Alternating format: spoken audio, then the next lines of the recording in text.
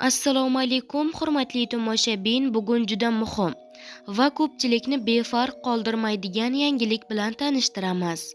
O'zbekistonda ayrim oilalar uchun nafaqa va ijtimoiy yordam pullari to'xtatilishi mumkin.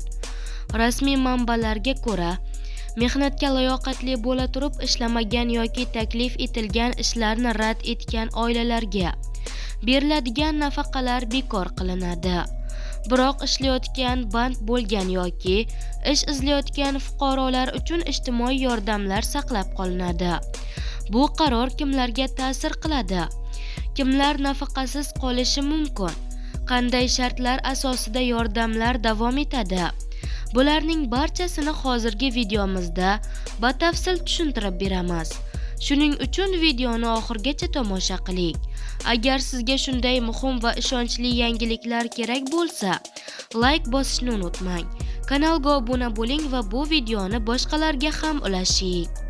Diqqat qiling, O'zbekistonda ishlamaydigan ayrim oilalar uchun nafaqa va yordam pullari to'xtatiladi.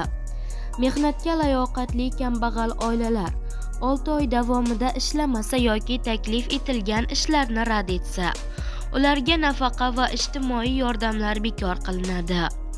Band bo'lganlarga esa yordamlar saqlab qolinadi. Avvalroq Prezident Shavkat Mirziyoyev 17 dekabr kuni ijtimoiy himoyaga muhtoj aholini qo'llab-quvvatlash tizimini takomillashtirish va hududlarda kompleks ijtimoiy va reabilitatsiya xizmatlarini kengaytirishga qaratilgan takliflar bilan tanishgani haqida xabar berilgandi.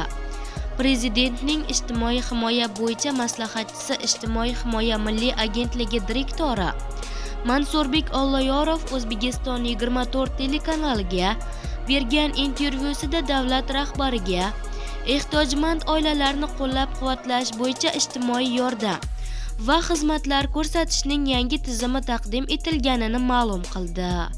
Uning qayd etishicha, oilalarni davlat ta'minotidagi mehnat layoqati past bo'lgan kambag'al hamda kambag'allik chegarasidagi toifalarga ajratgan holda manzilli ishlash mexanizmlari bo'yicha takliflar ishlab chiqilgan. Loyihaga ko'ra, davlat ta'minotidagi oilalarga bandlik talabisiz ijtimoiy yordam ko'rsatish nazarda tutilmoqda. Mehnat qilish imkoniyatiga ega kambag'al oilalarga esa yordam berish bilan birga ishlash talabi joriy etiladi.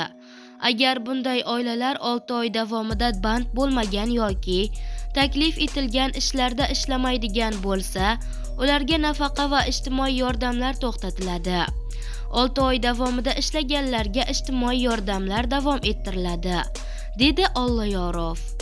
Shuningdek, loyihada daromadli minimal iste'mol xarajatlaridan yuqori, lekin kambag'allik chegarasida bo'lgan oilalarni ham davlat tomonidan qo'llab-quvvatlash ko'zda tutilgan.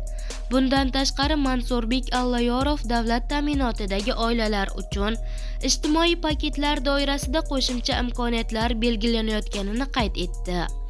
Xususan, ularga o'z tarmoqlaridan foydalangan holda bandligini ta'minlash uchun kambag'allikni qisqartirish jamg'armasi hisobidan moliyaviy instrumentlar ajratish rejalashtirilgan.